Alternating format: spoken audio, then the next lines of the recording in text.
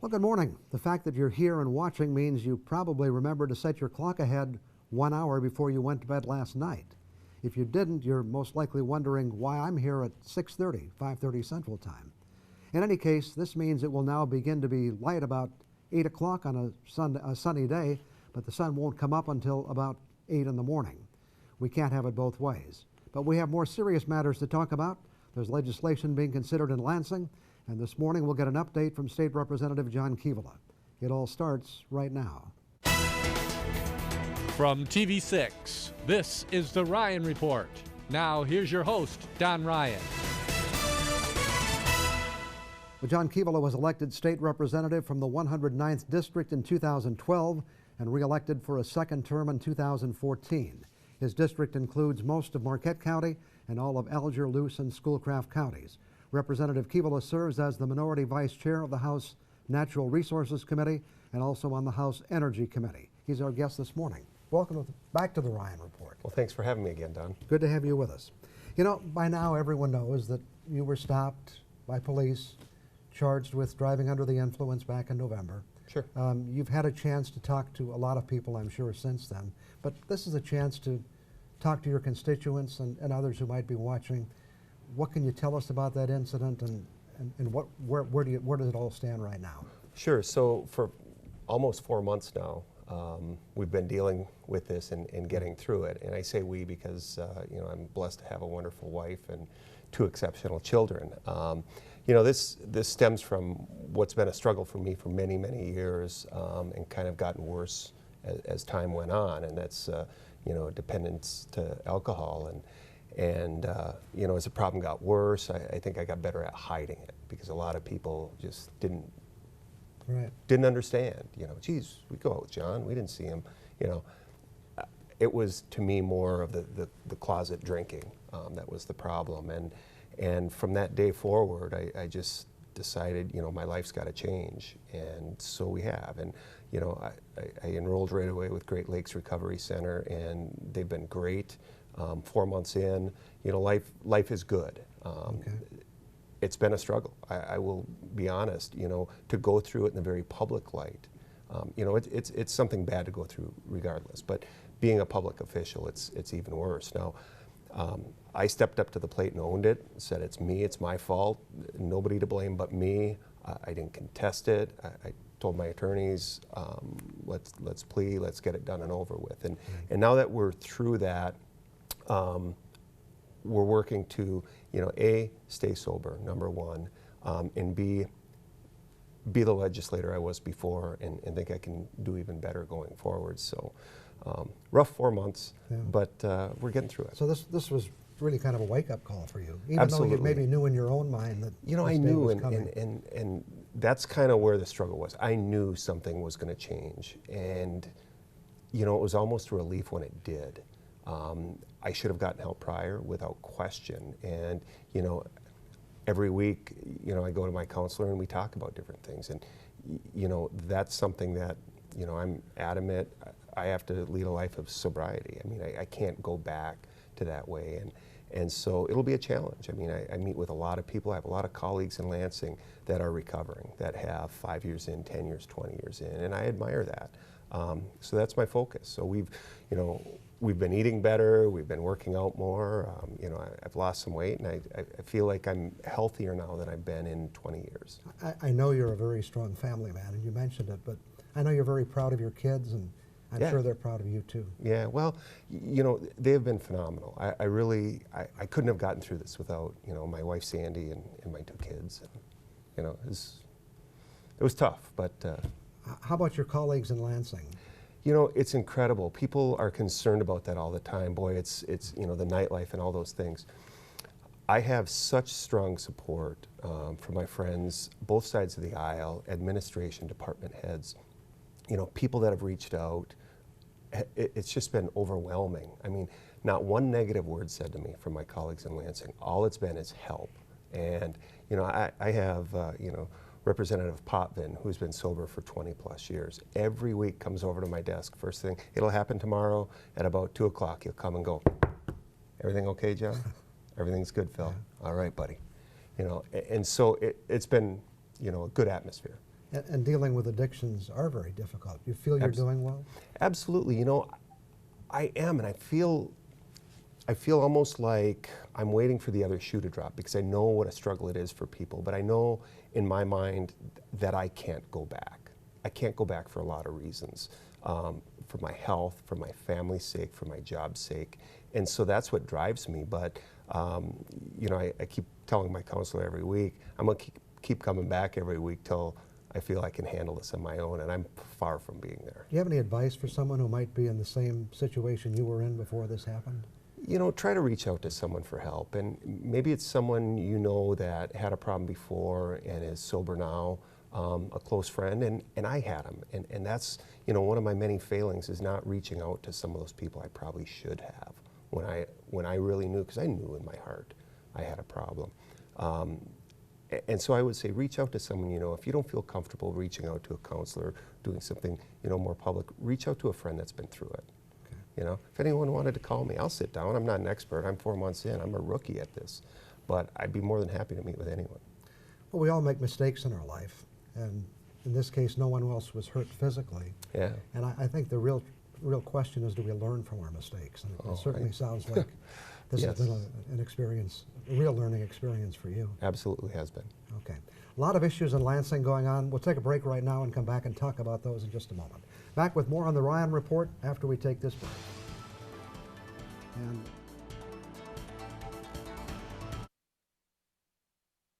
we're talking this morning with State Representative John Kivela. A lot of things going on in Lansing, John, but you know, presidential politics and the Flint water crisis have pretty well pushed all other news off the front page.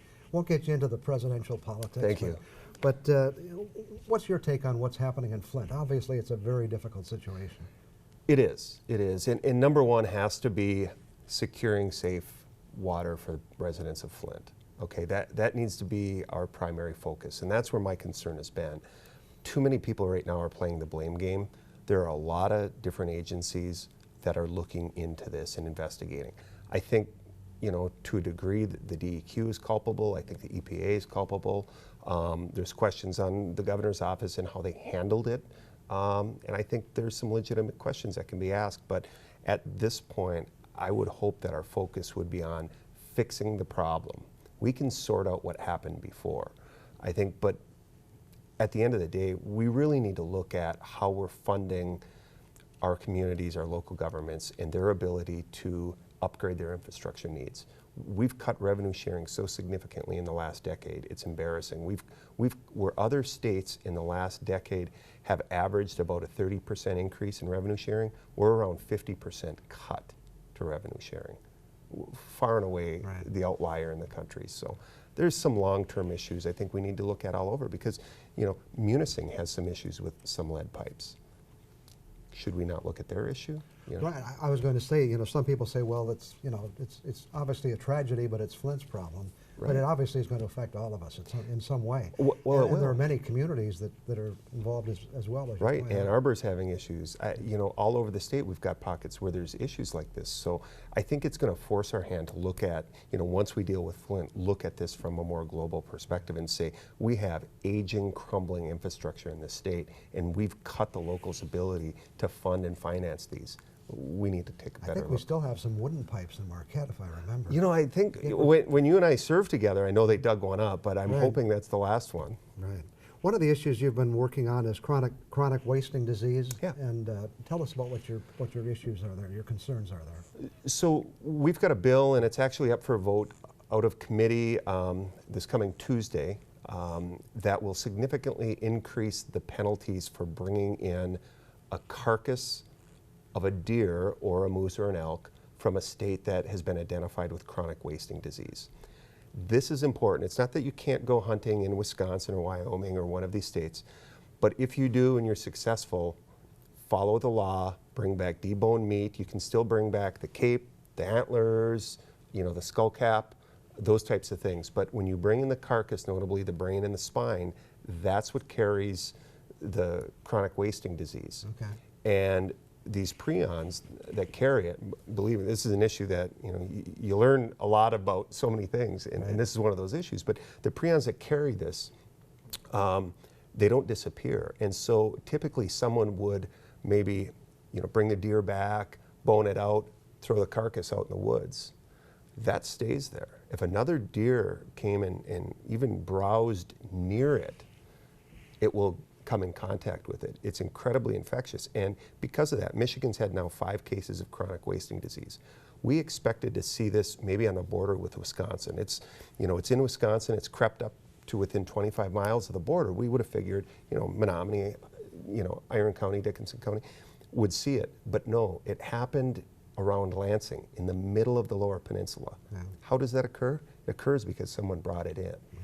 And so we're going after it. There's a few steps we can take to really crack down on this. This is one we can do. And obviously we have enough issues with our deer herd already that we Absolutely. Don't want chronic wasting disease. And chronic wasting disease is here forever when we get it. There's also a bill in Lansing to reduce license fees for out-of-state residents. How do you feel about that? Hunting license? Apparently former residents or people who have some connection to this area. Right. I guess I look at it and say, we don't have parity yet on most of the states. If I want to go buy a license in another state, chances are I'm going to pay significantly more than that resident would pay in Michigan. And it's been that way historically. You think Michigan charges a lot for an out-of-state? Go the other way. They charge even more. And so keep in mind, if we cut that rate for someone coming into the state, someone needs to make up the difference. Right. So do you want to make up the difference when you go to buy your license? Probably not. Another issue which Lansing doesn't have control over, but I know you were part of a resolution to stop steel dumping in this country. It appears we're making some progress in that area. It is, and yeah, I had that resolution last fall. We ran that and we got it passed unanimously by the House. It's important. This happened, you came from the business. It happened in the early 2000s. At that time, Representative Adamini ran a very similar resolution. We actually pulled up his old draft and used that as a template for ours. And it was effective back then. It's hugely important. Our domestic steel industry is really struggling. I mean, we see it at Cliffs and Tilden Mine. We see it on the whole range all the way to Minnesota. And we can't allow that to fail. 80% of the nation's iron comes from this range. We cannot afford to let that die and become dependent on foreign steel. It's absolutely, for national security reasons, for economic reasons, we can't allow that to happen. Okay, more things to talk about. We'll get to those questions in just a couple of minutes. Back with more on the Ryan Report after we take this 2-minute break.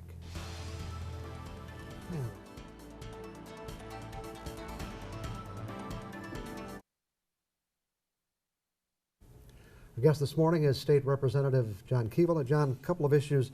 Big box stores obviously is something you've been very involved with. Are we making any progress? It's without question my most frustrating issue, and I've said that for 2.5 years because it's so egregious, but yet we struggle so hard to get our arms around it. I can tell you now, after this last week, I see a path for getting this. A couple of things happened. I sit on a work group that is dealing with the legislation. I think we've got the final draft ready to be introduced, possibly even Tuesday or Wednesday of this week, coming week. But more than that, the governor recently made an appointment to the tax tribunal, a former tribunal judge that was one of the original judges that ruled in this direction. And he's taking a tremendous amount of pressure for that appointment, including from me. And so I had a meeting with Dick Posthumus from the governor's office Thursday morning. They're going to work to try to maybe undo that appointment if they can. But more than anything, they see this kind of as an embarrassment, if I could, or maybe that they didn't do their due diligence in the appointment. But what I walked away with was a commitment from him to get this legislation pushed through by June if we could, which is the first time we've heard this. Is there some kind of organized opposition to this? I mean, yes. Yeah. One of the most powerful lobbying bodies in Lansing is the Michigan Chamber.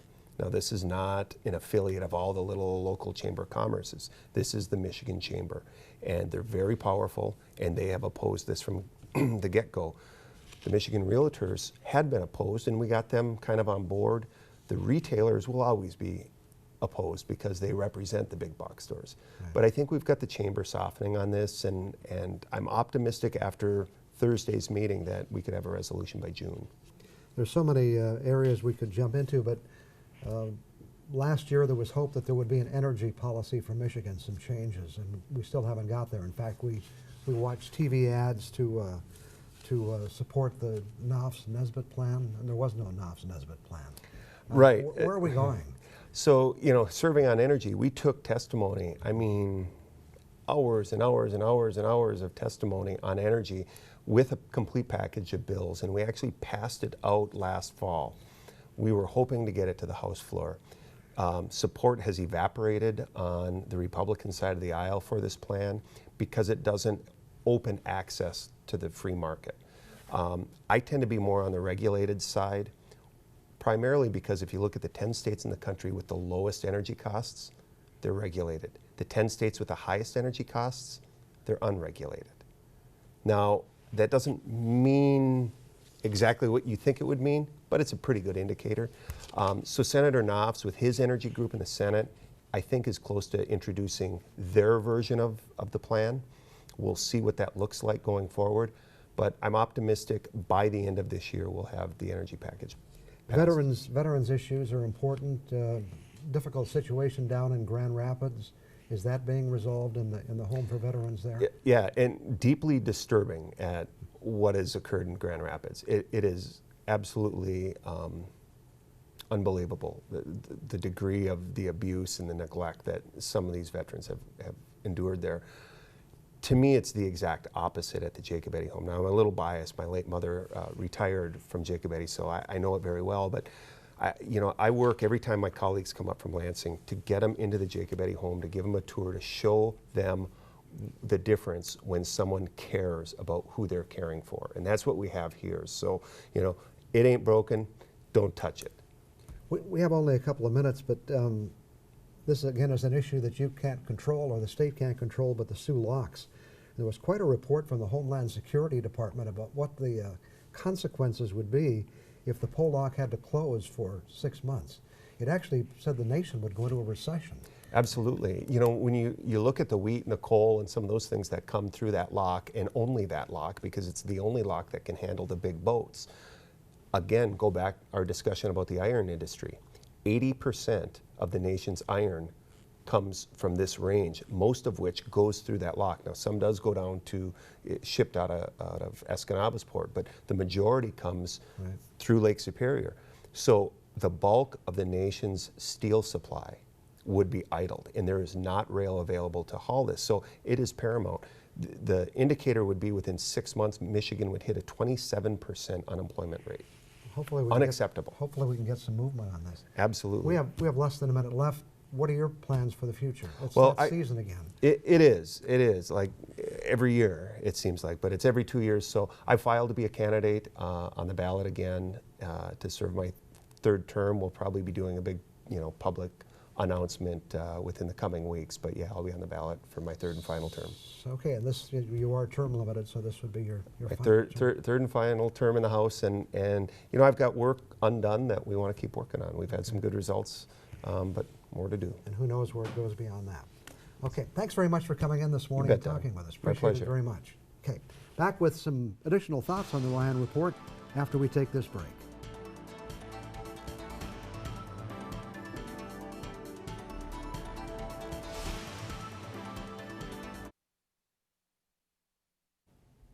Well, earlier I mentioned the time change that occurred last night. It's an event that got me thinking in several different directions. First, I'm going to be tired all week because I lost that hour of sleep. Actually, it's not just that hour. We'll be getting up an hour earlier each morning, and it can be hard to get to bed an hour earlier than usual. You can change the clock on the wall, but you can't always change the clock in your head. Second, contrary to some beliefs, Benjamin Franklin did not create daylight savings time, which is what we're observing now. But he may have planted the seed when he was an American envoy to France in the 1700s. At that time, he suggested that Parisians economize on candles by rising earlier to use morning sunlight. For the record, modern daylight savings time was first proposed by the New Zealand entomologist George Hudson, whose shift work job gave him leisure time to collect insects and led him to value the after-hours daylight. There's a lot more to that story, but we'll skip it today. The third thing that came to mind when I thought about daylight savings time was the fact that one thing we really can't do is control nature. We do try to manipulate it, and the time change is a prime example. The sun comes up each morning and sets each evening on its own schedule, and there's nothing we can do to change that. We can, however, change our clocks so we think it's coming up and setting earlier or later. But what if we could change things in nature by edict or legislation? What might we change? Possibly we could prohibit it from raining on the weekend. That's a good possibility. Perhaps we could change the rules of nature to allow us to eat anything we want and as much as we want without gaining weight or negatively affecting our health. That would be great. The problem is, if you could change things in nature, who would get to decide? What sounds like a great idea to some people might not be the same for others. The time change is a good case in point. Some people think it's great to get that extra hour of daylight in the evening, while there are those who don't share that feeling. I think about the range of feelings we get about the temperature in the summertime, like when it hits the upper 80s or 90, which I grant doesn't happen all that time in the UP. But there are those who wait for those days and love them, and some of us who just walk around complaining that it's too hot. So how would we ever maneuver through that decision-making process? Who gets to decide? Have you watched the political debates lately? I guess the answer is pretty clear. We're better off to let nature take its course, which is just as well since we really don't have any choice. I'll be back in 2 minutes. Time to wrap it up for another week. The Today Show is anxious to get started. Thanks to State Representative John Kivela for joining us this morning. I appreciate hearing his update on developments in the state capitol. By the time next week rolls around, spring will be here. We've already had some great weather, and I think we have that to look forward to. Thank you for joining us, and I hope we can look forward to seeing you again next Sunday morning.